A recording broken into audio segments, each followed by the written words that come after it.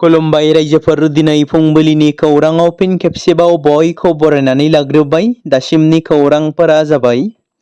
दिनै 80थि भारत उदांस्रि सानाव बयनिसिमबो आंनि बे लेटेस्ट बड' क्रिएटर चेनेलनि जानानै गाहाम हामलायथि जासिहरनाय थाबाय। दिनैनि समाव हादोर नाङैनो एबा भारत नाङैनो हादोरारि फिरफिलाखौ गोजौआव बिरहोगोन। हादोरगिरि द्रौपदी मुर्मुआ थांनाय सानखालि 80थि उदांस्रि साननि सानखालि हादोरखौ थांखिनानै बिबुंथि लाखिदों, जेराव गावनि बिबुंथिनि जागायजेननायाव हादोरगिरिया उदांस्रि सान फालिनानै हादोरखौ हामलायथि बावहरनो खावलायदों।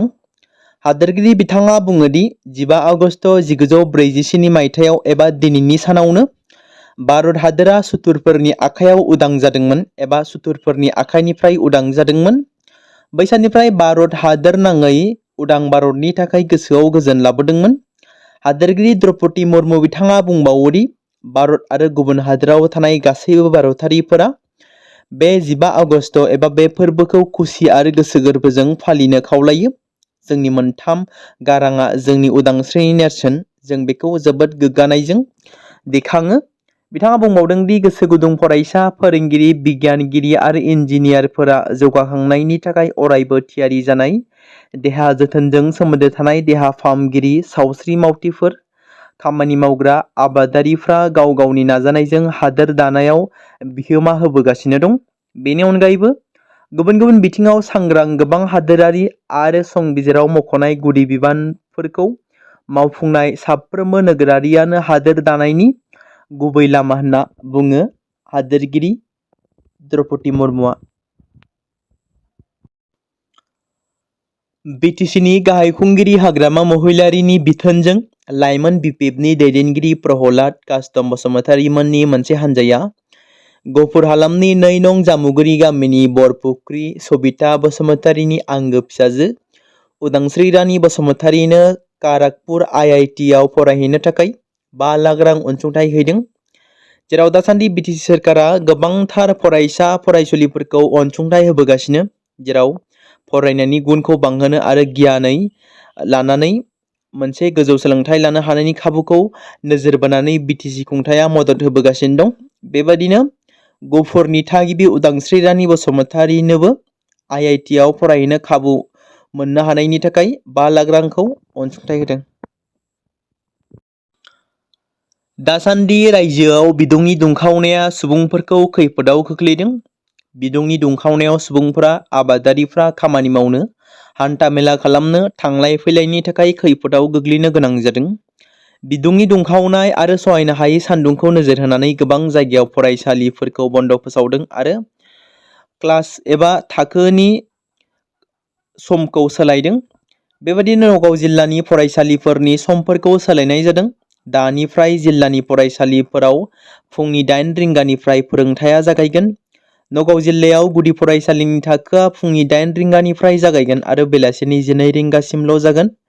गेजेर फरायसालिनि थाखोआ फुंनि 8 रिंगानिफ्राय बेलासिनि 1:30 रिंगासिम जागोन आरो गोजौ फरायसालिनि थाखोआ मोनानि 8 रिंगानिफ्राय सानजौफु 1:30 रिंगासिम जागोन। क'क्राझारनि गसाइगावनि सापतग्राम संकस दैमायाव नाव गोदोनायनि जाथाय। सापतग्रामनि बालापारा गामियाव जादों बे जाथाया। माखासे फरायसाफ्रा फरायसालिनिफ्राय नावजों दैमा बारनाय समाव नावा दैयाव थानाय बाला हासायाव नांथाबनानै बे दुखुथिया जाथाया जायो।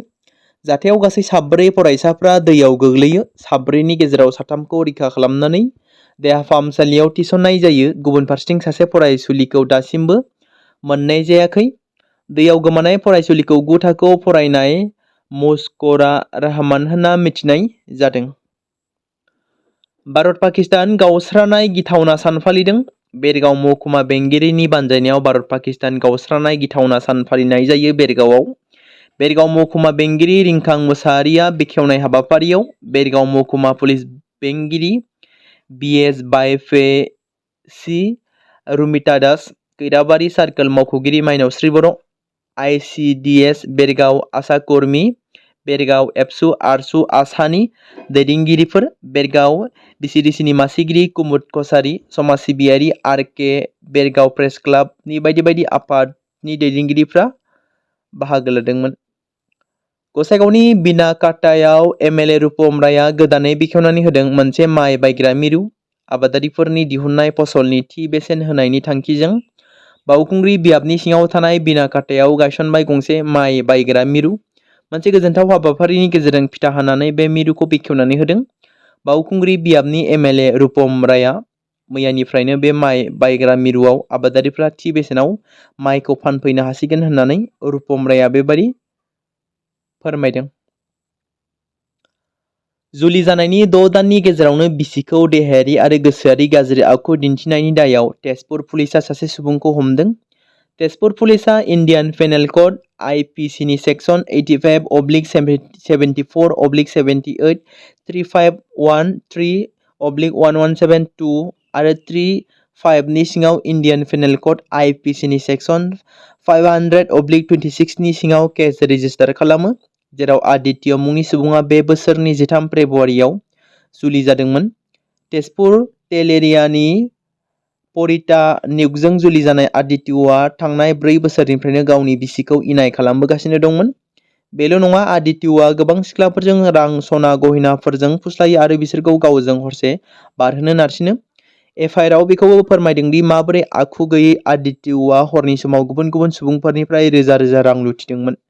बेनि सायाव नायबिजिरनायखौ जागायदों होनना बिसिया फोरमायदों।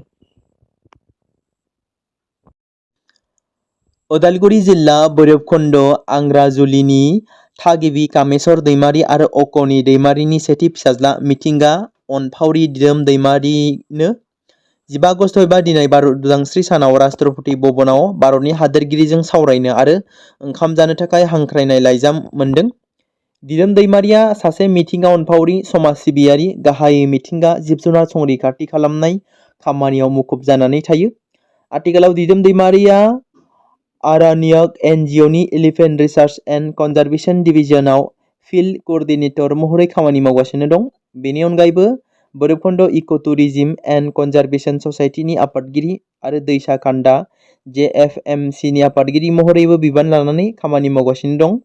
दिदोम दैमारिया सासे लाइसेन्स टुरिस्ट गाइडबोमोन।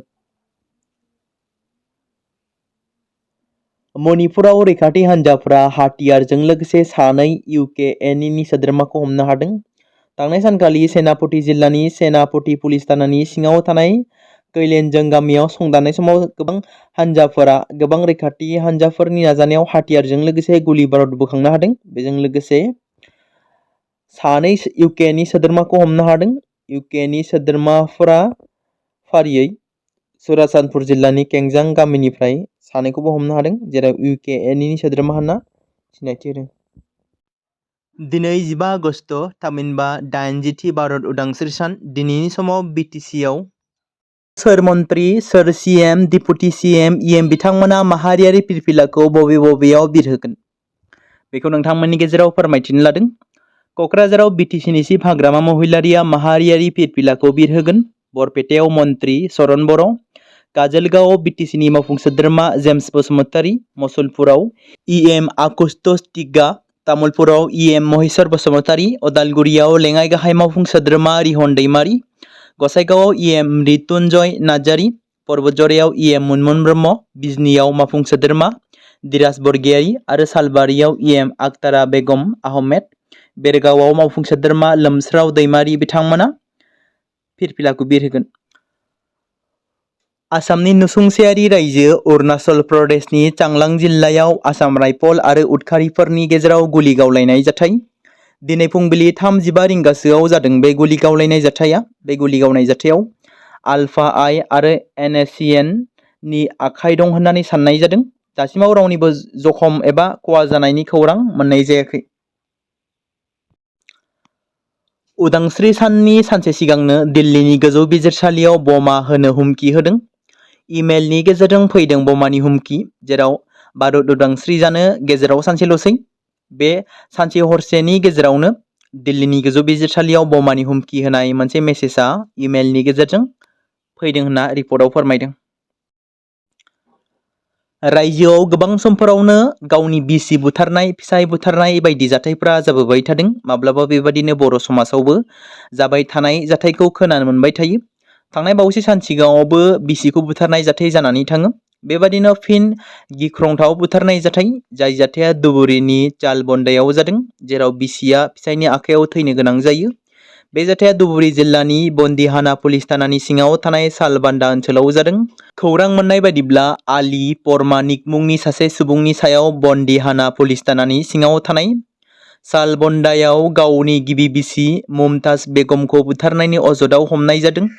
बे बुथारनाय जाथायखौ मोननै जाहोनखौ लानानै नखरनि दाङाबाजिनि गेजेरजों सोमजिदों होनना सन्देह खालामनाय जादों। जाथायनि बागै खौरां मोननानै बन्दिहाना पुलिसा जाथाय जायगायाव सहैयो आरो बिनि फिसाय आली प्रमानिकखौ खायो। पुलिसा बुथारनायनि गुबै जाहोनखौ नायबिजिरगासिनो दं आरो माबोरै बे जाथाया जाखो बेनि सायाव आरोबाव नायबिजिरगासिनो दं। पुलिसनि नायबिजिरनाया जोबखांनायनि उनावसो बुथारनायनि गुबै रिपर्ट एबा गुमुरखौ सोराङाव फैगोन होननानै फोरमायदों। बिटिसि सोरखारा मेट्रिक आनजादाव उथ्रिसार जानो हानाय लोगोसे माखासे गुन गोनां फरायसा फरायसुलिफोरनो दान बान्था होगोननि खोथा होदोंमोन। नाथाय बे दान बान्थाफोरखौ थारैनो गुन गोनां सोलोंथाइ गोनां फरायसाफोरा मोनगोन ना? बे सोंथिखौ गोबां सुबुंफोरा गारां दिखांदोंमोन। मख'जाथावदि थांनाय माखासे दान सिगाङाव बड'लेण्डनि इयुनखौ गोख्रों खालामनाय थांखिजों बिपि पार्टीनि बान्था होनाय थांखि गोजोन खौसेथि जौगानायनि थाखाय बान्था होनो थांखि लादोंमोन। फारियै बर' फरायसाफोरनि गेजेराव मेट्रिक आनजादाव सा 10 टपार जानायफोरनो 5 लाख रां, बिमा राव एबा जायखिजाया हारिनि एमएल आयदायाव 100आव 100 मार्क मोननायफोरनो 3 लाख रां होनो थांखि लादोंमोन। थारैनो बिटिसि सोरखारनि फोसावनाय बे बान्थाखौ फरायसाफ्रा मोनगोननि बे समाव इसारा मोननाय जादों, जेराव बिपिएफनि लाइमोन दैदेनगिरि कास्टम बसुमतारिया बे समाव होगोननि बाथ्रा फोरमायदों। जेराव ओइचएस आरो ओइचएसएलसि आनजादाव जाय फरायसाफ्रा टप 10 मासि आवग्रिनो हादों आरो जायखिजाया बिमा राव एमआइएलआव टपार जानो हानाय फरायसाफोरनो 3 लाख रां आरो 5 लाख रांखौ बिटिसि सोरखारा होसिगोन होनना बाथ्राखौ बुंदों कास्टम बसुमतारिया। हर घर तिरंगा मोन्थोरजों तामुलपुराव हादोरारि फिरफिला बिरहोनानै रेलि खालामदों। फैबाय थानाय भारत उदांस्रि सानखौ नोजोर होनानै तामुलपुर जिल्ला खुंथायनि बानजायनायाव हर घर तिरंगा मोन्थोर लानानै भारतनि हादोरारि गोथार फिरफिलाखौ आखाइ आखाइ लानानै रेलि खालामदों। बे हाबाफारिखौ तामुलपुर जिल्ला बेंगिरि सिमिकरनआ बेखेवनानै होदों। तामुलपुर जिल्लानि ससिपुर डन बस्क' स्कुलनिफ्राय जागायनानै दारांगा मेला भुटान गेटसिम बे हाबाफारिखौ मावफुङो। जेराव ससिपुर डन बस्क' स्कुलनि फरायसाफोर, जिल्ला खुंथायनि मावफारिया एसएसबि एएस आलारेम आरो ओनसोलनि सेल्फ हेल्प ग्रुपनि गोबां सोद्रोमाफोरा बे रेलियाव बाहागो लादोंमोन। बे हाबाफारियाव बाहागो लानानै तामुलपुर जिल्ला बेंगिरि सिमिकरन बिथाङा बुङोदि बे हाबाफारिनि थांखिया जाबाय सुबुंफोरनि गेजेराव हादोरनि फिरफिलाजों अनलायनायखौ गोथौ खालामनाय आरो उदांस्रि साननि सिगां हादोरसेयारि अननायखौ बांहोनाय।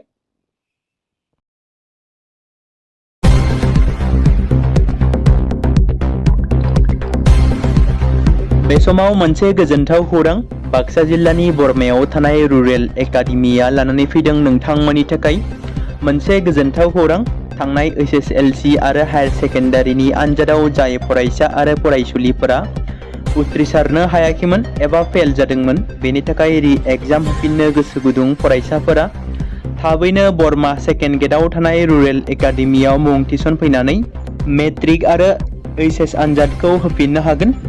बेनि अनगायैबो जाय फरायसाफोरा थांनाय मेट्रिक आरो ओइचएस आनजादाव नांगौ बादि जौखोन्दो एबा मार्क्स लानानै उथ्रिसारनो हायाखैमोन, बिथांमोनाबो बे रुरेल एकाडेमियाव एडमिशन खालामफैनानै मार्क्स इमप्रुभमेन्ट खालामनो हागोन।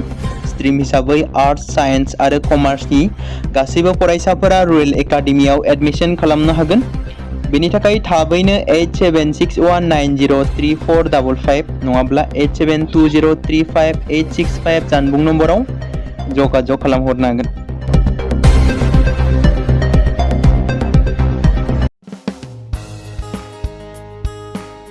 बे समाव मोनसे गोनां फोसावथाय बर' सावथुन नायनानै मोजां मोनग्रा गासै बर' रायजो राजाफोरनि गेजेराव लानानै फैदों मोनसे बर'नि OTT प्लेटफर्म गोनां, जाय प्लेटफर्मनि गेजेरजों नोंथांमोना बर'नि गोदान गोजाम सावथुनफोरखौ नुनो मोनगोन। थांनाय माखासे बोसोर सिगां बर'नि गेजेराव लानानै फैनाय निउबो एप बायदिनो फिन आरोबाव लानानै फैदों बर' रायजो राजाफोरनि थाखाय। बे बाथ्राखौ मख'नाया गोनांदि 2025 मायथाइनि जानुवारि दानाव ओंखारनाय आंगो स्ट्रिम मुंनि मोनसे OTT प्लेटफर्म गोनां निउबो एपनि गेजेरजों नोंथांमोना गोबांथार बर'नि सावथुनफोर जेरै ट्रेजेडि, रमान्टिक, एक्सन आरो कमेडिजों बुंफबनाय सावथुनफोरखौ नुनो मोनगोन। जेरै सनानि नखर, थांखि गैयै समाज, अनसुला आफा, हिर', बिमा बायदि बाजै, अर, थैसाम, वान्टेड, संदान आरो रं नाम्बार बायदि सावथुनफोरा मख'जाथाव। बेफोर सावथुनफोरखौ नायनो थाखाय नोंथांमोना गिबियावनो आंगो स्ट्रिम एपखौ गाव गावनि मबाइलाव थानाय प्ले स्ट'रनिफ्राय डाउनल'ड खालामनानै लोगोसे इनस्टल खालामनानै गावनि मबाइल नाम्बारजों लगइन खालामनानै लाग्रोनांगोन। बेनि उनाव नोंथांमोना गोबांथार नुनो मोनै सावथुनफोरखौ गुगोल पे, फन पे आरो पेटिएमजों रं नाम्बार सावथुनखौ नायनो थाखाय 60 रां आरो संदान सावथुनखौ नायनो थाखाय 80 रां, वान्टेड सावथुनखौ नायनो थाखाय 60 रां, थैसाम सावथुनखौ नायनो थाखाय 60 रां बेबायदिनो गोबांथार नुनो मोनै सावथुनफोरखौ नायनो थाखाय सुबिदा खालामनानै होदों आंगो स्ट्रिम प्लेटफर्मा। फिन नोंथांमोननि गेजेराव फोरमायबावनो लादों बर' सावथुन नायनानै मोजां मोनग्रा गासै बर' रायजो राजाफोरनि गेजेराव लानानै फैदों मोनसे बर'नि OTT प्लेटफर्म गोनां, जाय प्लेटफर्मनि गेजेरजों नोंथांमोना बर'नि नुनो मोनै सावथुनफोर जेराव गोदान गोजाम सावथुनफोरखौ नुनो मोनगोन।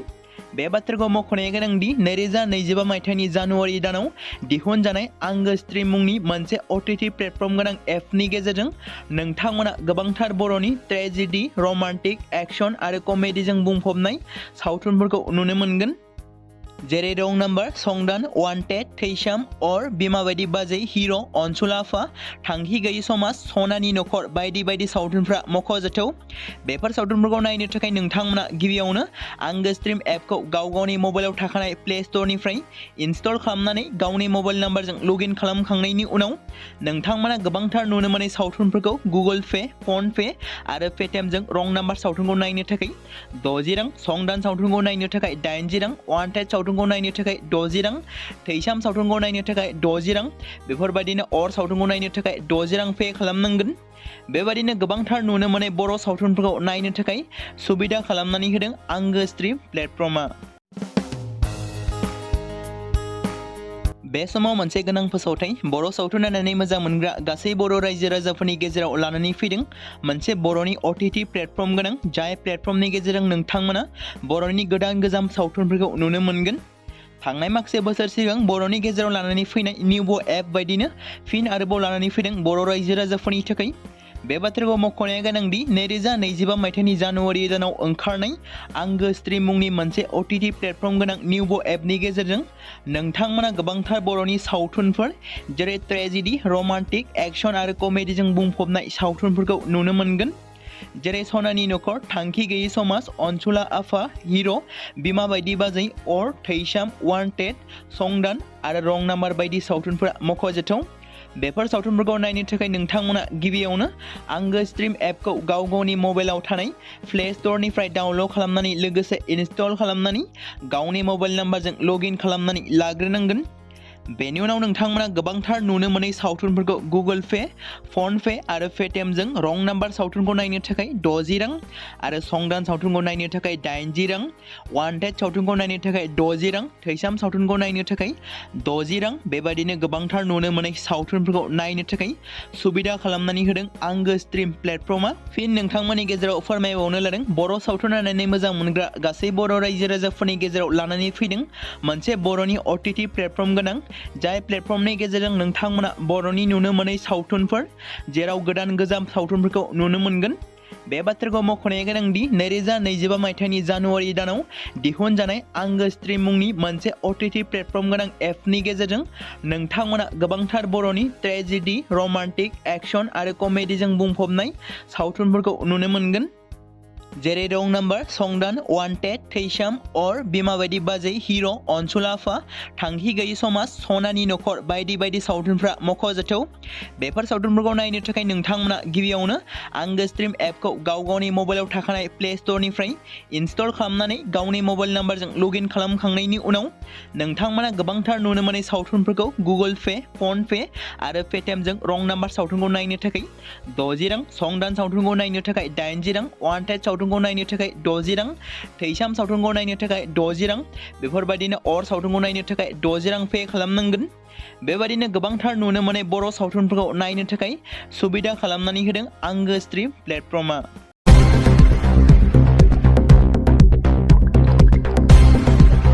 बे समाव मोनसे गोजोनथाव खौरां बाक्सा जिल्लानि बरमायाव थानाय रुरेल एकाडेमिया लानानै फैदों नोंथांमोननि थाखाय मोनसे गोजोनथाव खौरां।